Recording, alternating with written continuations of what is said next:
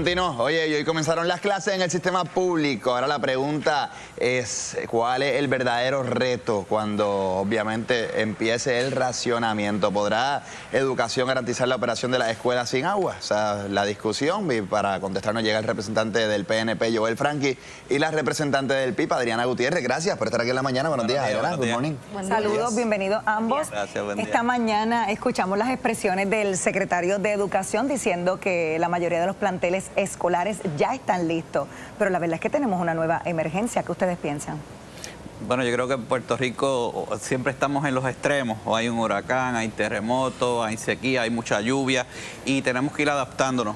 Y esto de estas sequías extremas que no ocurría desde hace casi una década, pues tenemos que ser un poco más proactivos en atender ese asunto porque es algo del cambio climático, esta ecuación del fenómeno del Niño.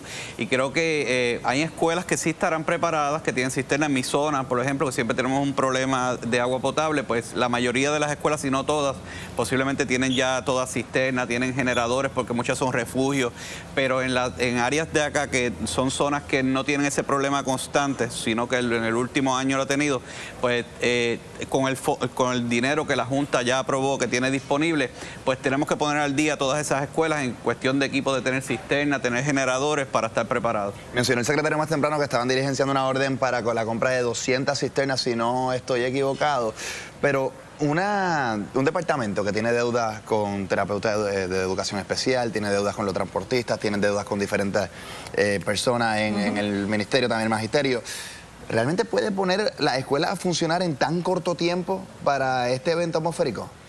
Bueno, parecería, ¿verdad? Si el racionamiento empieza en muchos sectores mañana, pero ya hay meses que llevan comunidades en San Juan sin agua. Correcto. Las clases comienzan y todavía ahora estamos pensando en las evaluaciones para comprar cisternas, pues eso nos habla mucho si estaba preparado o no el departamento.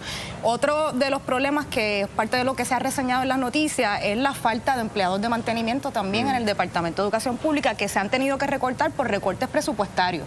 Y eso nos dice, pues, que no estamos preparados del todo, ¿verdad? Aquí yo creo que se ignora la realidad que vive el día a día las familias y lo que significa no tener agua en el país. Yo creo que lo más que preocupa es que estamos normalizando las crisis y estamos normalizando vivir en un país que no tiene agua ni luz semanalmente, y eso es un problema. Aquí tenemos que superar el administrar las crisis y las emergencias, y también, por supuesto, pensar a corto plazo, pero de una vez y por todas a mediano y a largo plazo. El problema, una sequía, por supuesto que no está en control de aquí, de pocas personas o de nadie, pero una sequía no tiene que ser un sinónimo de racionamiento si estuviéramos preparados. Y muchas recomendaciones, por ejemplo, por parte del Comité de Expertos y Expertas del Cambio Climático, han estado presentados en la legislatura desde el cuatrienio pasado. Se aprobó en la sesión pasada en el Senado y no se aprobó en la Cámara de Representantes, y dentro de todas esas recomendaciones hay recomendaciones muy particulares para atender el problema del agua, inclusive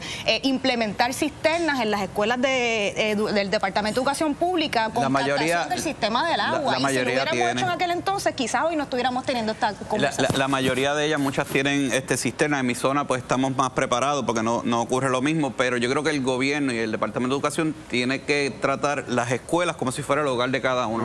Uno en el hogar, si viene un huracán, uno tiene su generador, uno tiene su cisterna, tiene seguridad para las ventanas, para las puertas. Ya uno tiene que tratar como si fuera nuestro propio hogar y aprovechar esta ventaja que nos dieron la aprobación de 1.300 millones disponibles para poner al día, para atender esta urgencia de la sequía. Así que es momento de ponerse al día, actuar y ejecutar.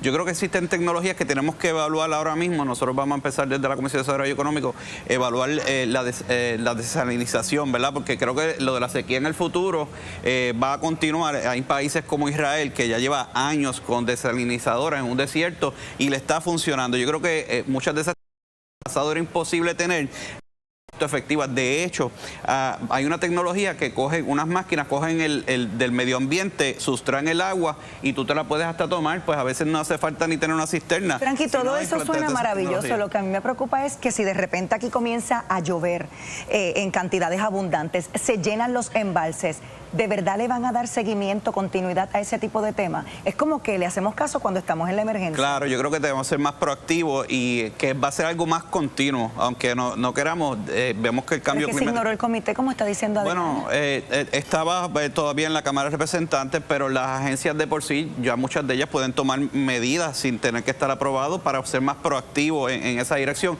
Y yo creo que aprovechar bien esos fondos, esos 1.300 millones, y ver cómo los usan, que no sean malgastados y sean para soluciones permanentes, a eso tenemos que enfocarnos. Ese es el tema, que no sean malgastados. Y yo creo que es importante tener estas evaluaciones de otros mecanismos y herramientas que podamos evaluar de cara al futuro, pero es incongruente que se haga eso a la misma vez que se discuten proyectos para construir sobre la zona del Carso o para hacer desarrollos como esencia, que el problema principal, entre tantos, es el problema de la falta del agua. Entonces hay que tener recurso tan importante. Gracias a ambos por estar con nosotros aquí en la mañana. Adriana, gracias. Huyen de las vacas y se acuestan con los toros. Así que vamos a pasar ahora, Pepe, yo te explico ya mismito. Vamos a pasar ahora con Mari Carmen y Manuel.